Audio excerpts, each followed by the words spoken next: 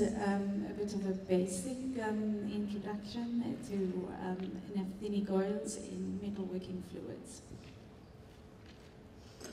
So just a little bit about Nynas and what we do. Besides metalworking fluids, we sell naphthenic oils in process oils, mostly in the adhesive industry, also printing ink industry, rubbers and plastics. Tire oil, we have quite a growing market here. We sell the oil as an extender and the tire formulations. And of course, our biggest seller are transformer oils, because naphthenic oils have very good cooling properties. These perform excellently in different types of transformers, such as heavy-duty direct current or even distribution transformers.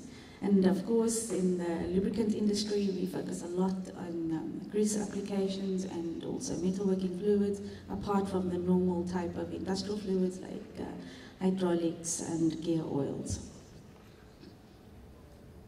So just a brief outline of the presentation. There will be a small talk about what is a metalworking fluid or how we view it. I will then specifically look at efficiencies in the rolling oil applications, and a brief discussion on water-based metalworking fluids and how well the naphthenic oils perform in this application. And then at the end, I will show you a lot of a picture of a lot of work we've been doing and looking at a solubility study in neat oils. So the main purpose of a metalworking fluid, of course, is to provide some type of lubrication and cooling, and also provide a corrosion protection, more especially to the tool than the workpiece. So the lubrication needs of the metalworking fluid operation, the metalworking operation, differs quite a lot depending on the purpose or the activity. The removing of the metal or the cutting requires more cooling, while the deformation of the metal in a forming application would then require more lubricity. So the fluids are either categorized into coolants or emulsions, and also neat oils. So the emulsions will mainly cool because you have more water in the formulation, so it provides more of a cooling function. But the neat oils will be better to handle more severe interactions, more high temperature, I would say, where you need more lubricity. And the tool wear and protection is very important in a lot of cases. The tool is probably the most expensive part in the production, and you need to ensure the consistency of the tool in order to have good end products. So in terms of how it's hard to categorize sometimes the metalworking fluids, because you can look at it from either the fluid perspective or the operation perspective, but there's often a lot of times an overlap, and this applies to metal cutting and rolling as well as metal drawing. So it's hard to make a recommendation if you should have a metalworking emulsion formulation, or you should use a neat oil. But this will mostly be decided by the speed or the load or the severity, especially, for example, in a metal cutting operation. You have to, there's an overlap between the recommendations. So thus, you can either use a neat oil or an emulsion in the same application, but you need to be understand what your priorities are. So in terms of the actual formulations, it depends on the type of operation, the material of the tool, of course, the material of the workpiece. And with metalworking fluids, there are an unlimited number of formulations. It's complicated. But the fluids themselves can be based on the application, so you can call something a cutting fluid, or you can categorize it according to the formulation, such as a neat oil or an emulsion oil. Okay, and then just to move over onto rolling oils, and some of the advantages of naphthenic oils in this kind of application. So rolling is a metal forming kind of process in which usually a thick piece of metal is then passed through one or many pairs of rollers, and this is in order to reduce the thickness. And more often than not, they are categorized according to the temperatures. So if the temperature of the metal is above the recrystallization temperature, then this is usually known as hot rolling. Or if the temperature of the metal is below the recrystallization temperature, this process is known as cold rolling. So they're usually grouped together into different sort of rolling molds, as you can see there, and you will typically feed the steel in, and you have lots of products like structural steel, angle bars, channel stocks, and so on, bar stocks and rails.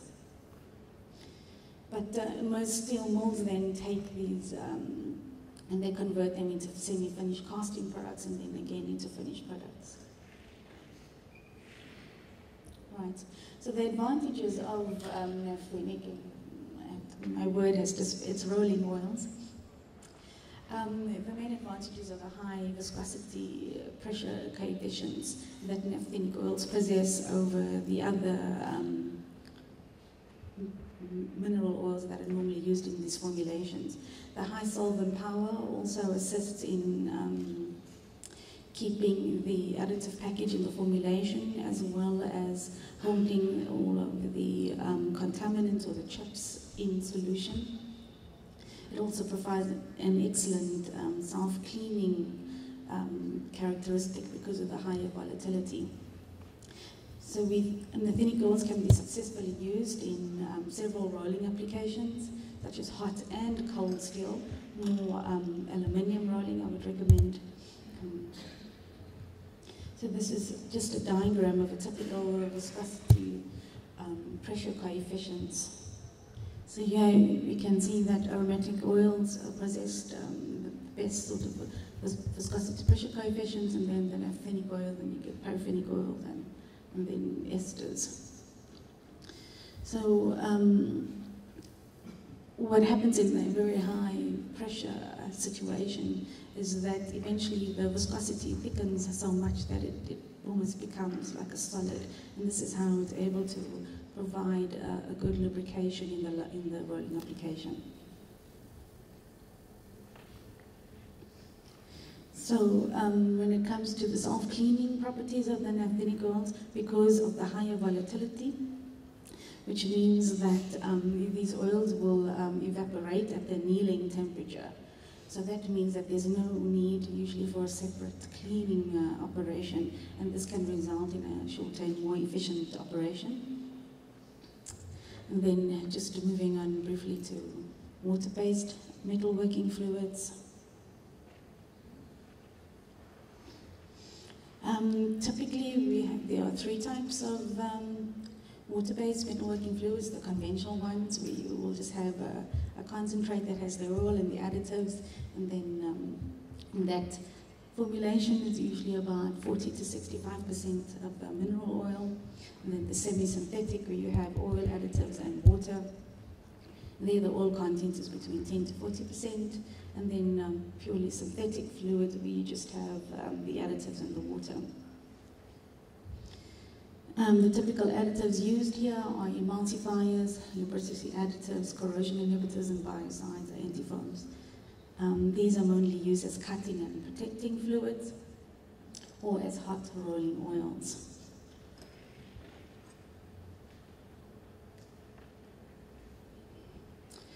So an emulsion is a mixture of oil and water, and usually in the presence of a surfactant, so that you are able to have a stable and consistent emulsion.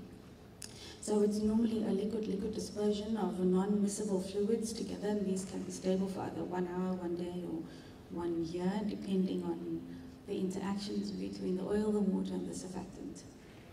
So normally you have different phases. A polar phase, which is the water phase, a non-polar being the oil phase, and then you also need the stabilizing agent.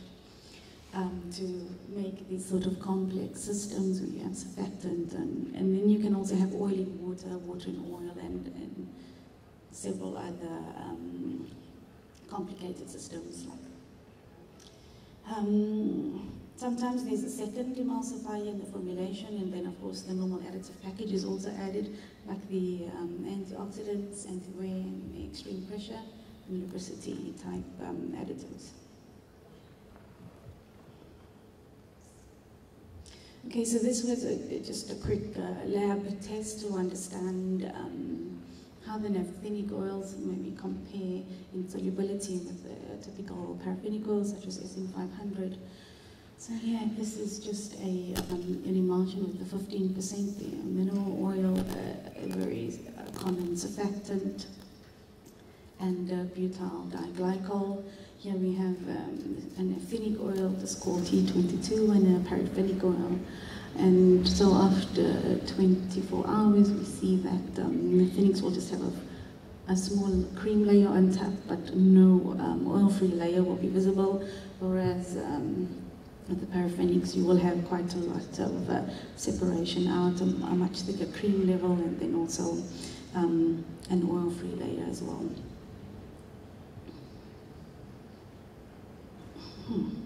So another interesting thing about naphthenics is that they have a much higher density compared to paraffinics, meaning that the density between the water and the oil is a lot closer.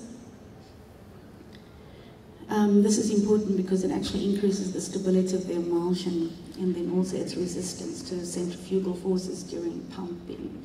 So it's kind of like you're close, but you still need some surfactants, of course. But it does play an important part. So these are just the overall general advantages of using naphthenic oils in either a neat oil formulation or a water-based formulation. With the neat oils, they are higher solvent power, meaning able to keep the additive package in solution. Also less metal staining, good surface cleaning possibilities, good metal affinity, and then cooling properties as well. Because the naphthenic oils have a low viscosity index, so as the temperature changes, the viscosity will change much more quicker than the paraffinic oil, and then this usually aids in the cooling.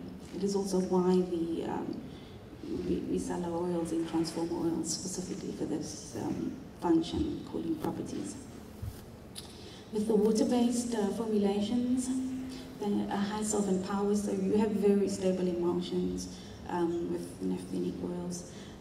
Good interaction usually with the surfactants and with the water as well. High formulation flexibility, there's a formulation stability, and of course, as I mentioned, the density difference also making a positive impact there.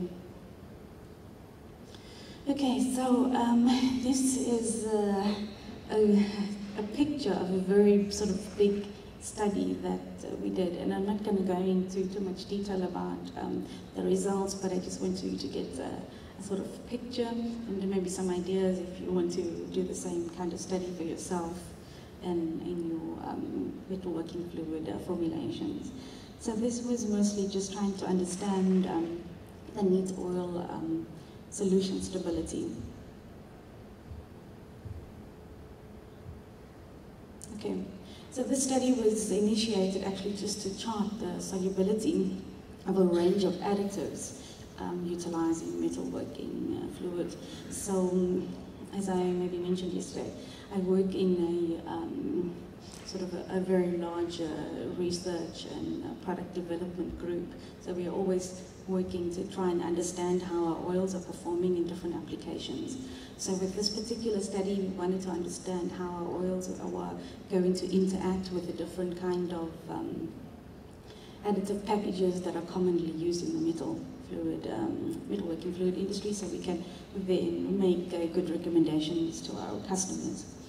So in this study, we looked at different treat rates from very sort of low 1% to 15% treat rates. We divided our samples into 4 different groups. And we just had 3 different temperatures, so we kept them at either minus 50 degrees C, plus 50 degrees C, minus 25 degrees C, and then just an ambient temperature. And then also part of the study, we rotated the samples into these different environments. And then all the samples were monitored for cloudiness, any formation of type of precipitation or separation out of different phases. And we also just looked at the viscosity or flow properties. So we looked at 4 different types of oils using the same viscosity of around 20 centistoves at 40 degrees C. So we just took group 1, took group 2, group 3, and then an naphthenic product. These are all of the additive packages that were used in the study. Several there, I'm sure you are familiar with them, and we think these are probably the most common. And then at the end, I have there the different treat rates that we used.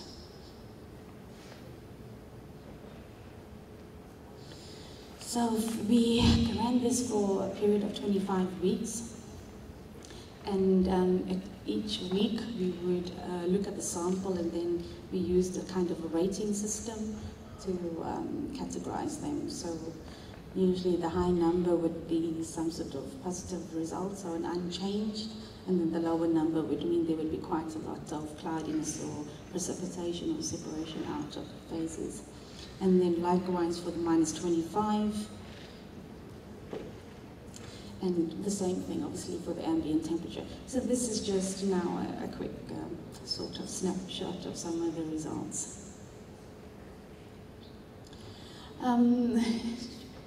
So we, like I said, we looked at this at a weekly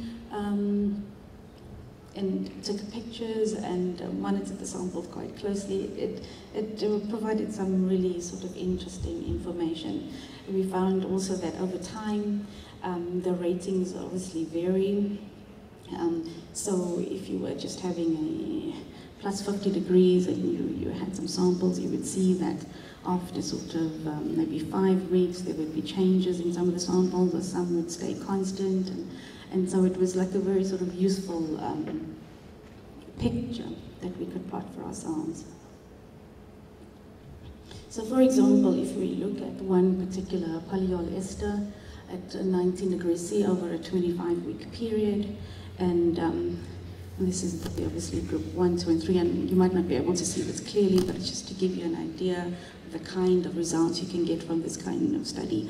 So, for example, here, week 1, you sort of see the group 2 precipitating or separating out or getting some sort of cloudiness that drops after sort of 3 weeks. So that's group 3 dropping out, and then like a group 2. I live in Sweden, so there's probably 2 weeks in the year when it's summer. So all the results are missing 2 weeks because nobody's in the office, so everyone is enjoying the very, very short summer. So that's just a bump in the results, so there's no results there. So it provides these sort of spider diagrams to give us a good picture. Likewise, at 50 degrees C, we see the same sort of trends. Again, at minus 25, we see sort of other interesting things happening. Sometimes the solutions make a kind of recovery. And then we looked at the varying situations. So week 1 would be ambient temperature, week 2 going to plus 50, and then week 3 going to a minus 25. And we can notice quite quickly that there's a strong solvency temperature dependence on some of the oils with this particular additive package.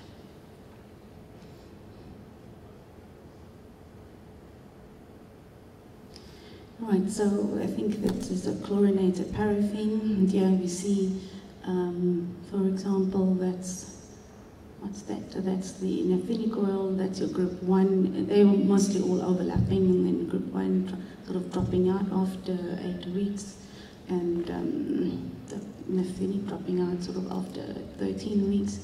whereas the others were quite precipitated almost immediately. That's at -25. If you look at the same additive package for the varying 25-week period, again we see quite a strong solvency dependency. So the solution would recover when it went to ambient temperature, and then would sort of drop when you went to the very high temperatures or very low temperatures. Again, just something interesting here with group 3 would seem to have a solution recovery after 12 weeks at +50. So maybe it's interesting, as I said, we used lots of different chemistries, so it can give you a lot of information. Likewise, again, taking a sulfurized olefin, you're doing the variation. Again, seeing a strong solvency temperature dependence is probably more visible here. You see the solution sort of making recoveries every time you put it back to the ambient.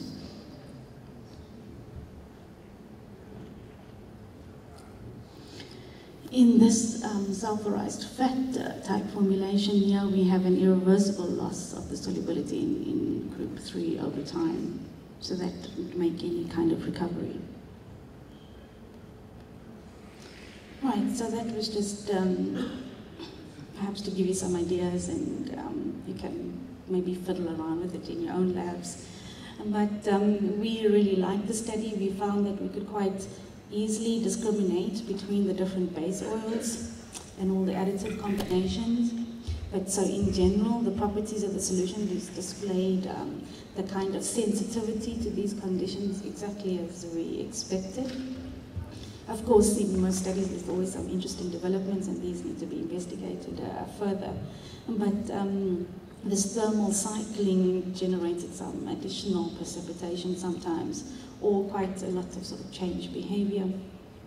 But in general, the naphthenic T22 oil showed quite a good additive solubility under all of the conditions, even at what might be considered very high treat rates. And that was my presentation. Thank you.